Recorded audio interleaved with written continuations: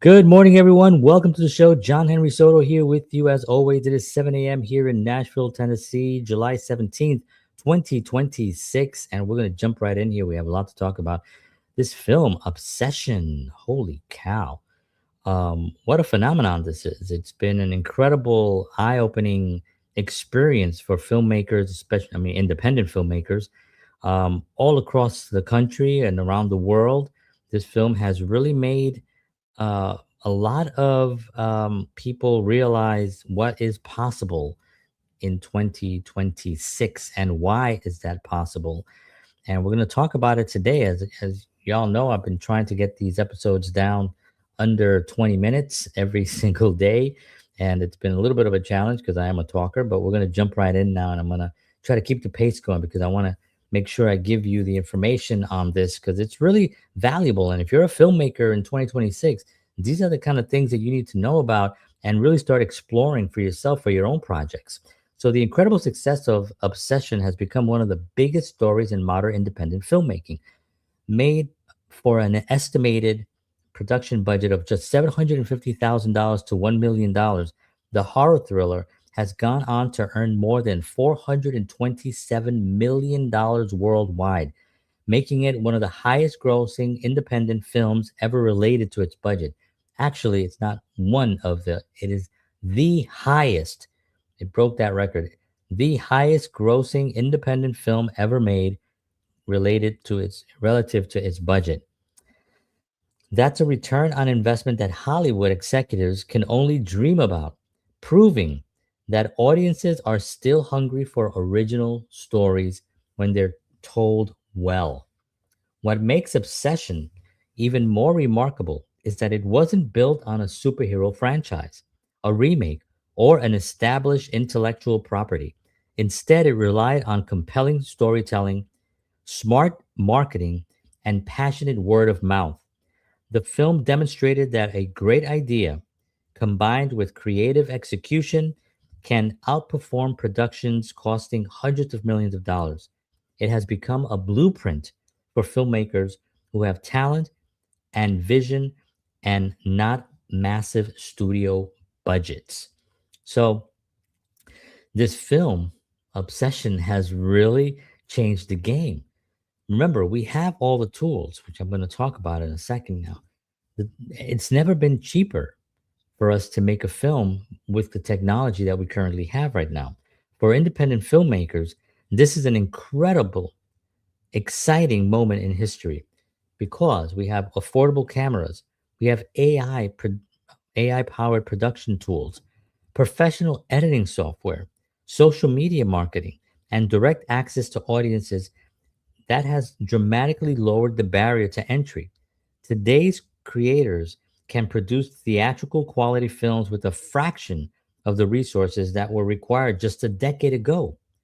Success stories like Obsession remind us that audiences care far more about originality and emotional connection than they do about the size of a production budget. The future of independent filmmaking has never looked brighter. We're entering an era where one inspired filmmaker with a great script and great dedicated team can compete on the same stage as major Hollywood studios. The next generation of blockbuster films may not come from billion-dollar franchises. They may come from an independent creators. They may come from independent creators willing to take risks, tell unforgettable stories, and connect directly with audiences around the world. If Obsession has proven anything, it's that the next cinematic phenomenon could come from anyone with enough passion, persistence, and creativity. And that's the exciting part about what's currently happening. People are really just flipping out about this Obsession film. And to be perfectly transparent, I haven't seen it yet. I'm just fascinated about the number. It's a horror film. My genre is not horror film. Horror films tend to do a lot better for some reason when they're independent. There's a lot of history on that. You can go back and look at those. I don't know why that's the case, but it is okay because it's still an independent film, and that's just going to now lead. Hollywood has to really make shifts, right? And it has been making shifts. We all know the tax incentives that they recently just put out. I did a show on this a couple of days ago. $750 million now, which is not really enough for what they've actually done to Hollywood, being Los Angeles mainly, and the mayor there and the leadership in California has really destroyed the industry, making people go somewhere else to shoot their films. But now they're trying to kind of regroup because they realize they screwed up, and now they're kind of backtracking. Is it enough? I hope it is, because I want Hollywood to succeed, because it has to succeed, because it's part of our legacy, it's part of our history, and that's where films are made. But now you can make a film pretty much anywhere, right? We know Atlanta has a huge film market. New Jersey just built a couple of studios. New York's built another one, um, and it's across the country. Everywhere now you can build a major studio. Netflix just purchased one of the studios in California, a very famous studio where Seinfeld was shot and a lot of other famous shows were shot. They own it now. They're going to be making their own productions, not only for the big screen, but for the little screen. They own streaming. Nobody's going to touch Netflix when it comes to streaming at the moment, unless they really screw up pretty badly. I know they're losing viewers. People aren't really viewing things more than a season on Netflix, and I think because they're relying too much on episodic instead of just film. That's going to probably change now with their studio that they have in Hollywood. So it's going to be a very interesting time for independent filmmakers. The key is to get out there and start writing your story. Have it ready. Be prepared. So when the time comes, you can actually put out, here's my script, here's my cast, or you can shoot stuff. You can shoot a trailer for a film. You can shoot a sizzle reel. You can shoot a couple of scenes just to show people what the film's going to look like, the tone of the film. Show maybe the actors wouldn't be the actors for the actual film, but they'll be just kind of delivering the lines for it. Um, it's sort of a business card. It's that inexpensive now to do it, where you can actually have gain interest, and you have something that you can deliver and say, here's a trailer, here's the script, here's a breakdown of the cast of what the characters are, and let's go. Where show me the money, right? So here's a couple of films that have done. I'm going to go into the relation to its budget, right? The estimated budget, and then how much they actually made in the box office, the worldwide box office. And we're going to go from the bottom one to the top one, right? Going from an earlier one, I should say, from 2016. We're going to go. So 2016, there was a film called Terrifier. I don't know if again, we're going horror films. Just a lot of them just happen to be horror films, and a lot of these here are horror films. But that just seems to people just seem to like that, and the independent community, or the horror film community, understands that these independent films are important to that genre, so they go and they watch them. It's interesting. It's like here in Nashville, we have music and we have small bands that are not really selling millions of records, but they have a really good following here, and we people go see them. I've gone to see them, just these small local bands. The wonderful thing about it is that you get to talk to them, because you get to know them, you get to meet them. So I know these incredible musicians that are out there on the path. They're going to be successful, but you have a little access to them, before they blow up, right?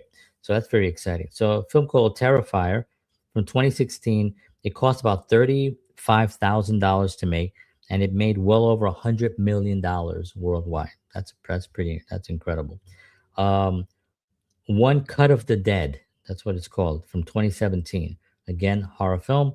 It cost about $25,000 to make, over $30 million worldwide. One of the greatest returns on investment in film history, until Obsession.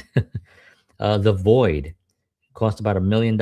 International cult success with strong home video. This was in 2016, where there's still home video sales was still a thing. Uh, this is 2020 Host. I don't know if anybody remembers that, but it cost about $100,000 to make, and it doesn't give me the numbers of how much it actually made here, but it was a massive streaming hit that launched the director's career. So that was 2020. That was the film Host. 2021, I'm sorry, 2015, this film here called The Gallows. Anybody remember The Gallows? So it was a 2015, estimated budget was $100,000 and it grossed $42.8 million. That's impressive. Very impressive. Another one here, 2021, We're All Going to the World's Fair. This was under $1 million. It was a festival breakout with successful distribution. Didn't Doesn't give a number of what the actual return was because it was mainly purchased from. It just did really well in the festival circuit, and it was purchased for distribution. So it didn't really wasn't a theatrical release per se. 2022, The Outwaters, successful theatrical release and a cult horror release. It cost under $1 million to make. Again, no worldwide box office given on this one. Um, Dash Cam, again, another horror film, under $1 million, profitable independent horror release. Doesn't give the actual, but it did really, really well, but it doesn't give the numbers of what it made. Um, Skinamarink. I don't know if anybody remembers that one. 2023. It was an estimated $15,000 to make. $15,000, and it grossed $2.1 million. And of course, the most popular one that we have is Obsession, $750,000, and it grossed $427 million worldwide, making it the greatest return in independent film history related to its budget. Pretty wild, isn't it? It's very, very wild. So, what is the biggest takeaway that we can all learn from this as filmmakers? The biggest takeaway is that Obsession has rewritten the rules completely. A film made for less than $1 million becoming a $400 million worldwide phenomenon is virtually unprecedented and has energized independent filmmakers everywhere. It really has. The conversation is, I was on a film set last week, and that's what people were talking about. We're talking about Obsession, and none of these people that I was talking about were even horror fans per se. They were just they're filmmakers. They're all filmmakers, and we're all talking about the possibilities because it can change your life. I mean, literally, you can get the funding for a small, tiny film. Doesn't have to be even 750. We've seen here, Skinamarink, right? Skinamarink 2023, just 3 years ago, $15,000 made 2.1 million. If you have a film for $15,000 and it makes $2 million, over $2 million, you're gonna make your next film. Those investors, whoever invested in your film, is going to give you. They're going to give you and imagine if you yourself, because $15,000, you can self fund $15,000. You imagine if you yourself self funded $15,000 and it made 2.1 million. That would be an incredible return. You're going to make your next film. Your next film is you're going to be able to spend $500,000 on your next film. And in that film, will have way more marketing. You'll have way more attention because of the success of your first film. So we have to start looking at things like this now as independent filmmakers. We have all the tools now. We have everything that we need to make films. We have the inexpensive cameras. We have the software. We have AI powered tools. We have editing software. I think I mentioned that already. We have everything that we need. Not to mention, if you put a team together, which I've talked about before, having a team of passionate filmmakers that are willing to actually get together and do something, man, the world is under your fingertips right now as an independent filmmaker. That is one of the biggest takeaways. It's completely we're in control right now, which is very exciting. So this is a reminder that in today's filmmaking landscape, a compelling story, smart marketing, and audience engagement can be more valuable than a blockbuster budget. I mean, look at what happened with Hollywood. I mean, look at Supergirl. It tanked. Matter of fact, I think films that small independent films that have been out for a couple of weeks outperformed the $200 million blockbuster Supergirl film. And the thing that really hurts is that people will make fun of Supergirl because it tanked. People will make fun of I don't know what's a horror Snow White, which tanked. I hope they do. I hope they, if they are going to remake it, I hope they do it the proper way, s- keeping respect to the 70-year-old film, and because people liked it for 70 years because of what it was, even though some, crazy people thought that it was whatever they thought. It's just nonsense. It's not even worth repeating. But um, I hope they do that. But imagine the people that worked on these films. These films are have a cast. They have a crew. People worked hard on this film. I'm sure that when they were shooting this film, they weren't trying to make a bad film. They thought in their mind they were, with the woke stuff and all that other nonsense. They thought they were doing the right thing. They were listening to people around them, right? Tank. It makes me think of the Star Trek franchise, right? The last Star Trek series that happened, whatever it was called, Lower Decks, I think, or it's called. No, maybe that's not what it was called. Academy, the Starfleet Academy. What a piece of crap that was. Why? Because they didn't stick to the original passion thing. They tried to update it with wokeness. And what happens? You go broke, right? When you go woke, you go broke. It's just been proven now for the last 10 to 15 years that this is what's happening. So when it came out, it didn't even make the matter of fact, it was so embarrassing that when it completed its first season, it was already shooting its second season. It got canceled. It got canceled while they were shooting. They didn't even allow any episodes to be released of the second season because it was so bad. And Star Trek people are very, very passionate about their Star Trek. So that was another thing. They didn't stay true. They didn't keep the integrity of of the history of the franchise, and it tanked, right? So Hollywood is learning lessons now. The last 10 years, this obsession film is another lesson that they can learn from, realizing that if they, with all the money that they have, all the IPs that they own, they can take $500,000 or $1 million and give it to a new young filmmaker and have him go out and do a filmmaker that has done stuff like me, for instance. I would love $1 million for one of my films, right? I've done 10 films. I've funded them all myself. They're all short films. They've done well on the festival circuit. They've had some success, right? So I know what I'm doing. If I have a script, I mean, do you know really what you're doing? As a director and an actor, when you go into a new project, you really don't know what you're doing. Or there's moments where you think like, I have no idea what I'm doing. But you've done enough stuff in the past that you can sort of take the next step and kind of know, okay, I've seen this before. I'll adjust. I can do this and this and this. I would love an opportunity like that. So now, if Hollywood is out there, if you're listening, and you find a filmmaker, it doesn't have to be me. I would love for it to be me. But if it's not me, find a filmmaker that's out there, that's doing it, that's passionate about it.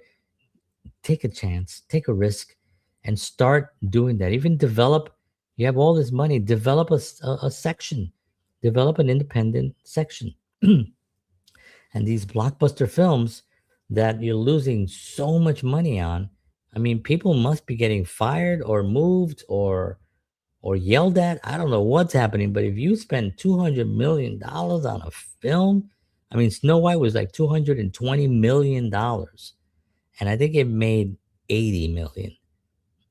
That is a bomb that Hollywood cannot afford.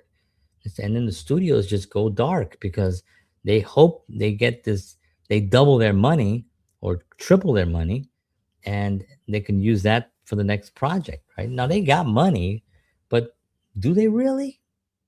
I mean, what film, blockbuster film, has really, really been incredible? You can't really count a lot of these. You can't count Tom Cruise. Yeah, his films all do tremendous box office stuff, but he owns the company. He owns the company with other people and stuff.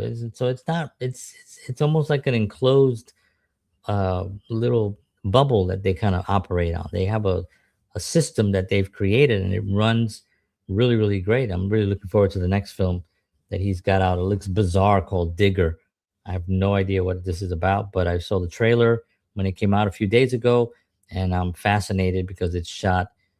It looks really, I mean, Tom doesn't even look like himself. It's really an interesting film. So I'm looking forward to that. But that's kind of what's happening right now in the industry. And there you have it. If you're a independent filmmaker out there, get ready. The money's coming. And you know what? It's not going to come from Hollywood. It's going to come from weird sources. It's going to come from a supermarket chain that wants to invest their money into film and use their supermarkets to be in the film. Why not? It's going to happen. It's going to happen. Entertainment is going to enter every single aspect of the industry. And if you're not at the forefront, if you're not paying attention, if you're not working to get into this, you're going to lose out. You're going to lose out. So at least get educated. Remember, follow the two things that I always talk about. There's the two platforms. I mean, the two websites. Go to industry.co to learn all about the industry and things that are happening, and then go to readthedailies.com. And this will give you more information on the daily, on what's happening on a daily basis in the industry.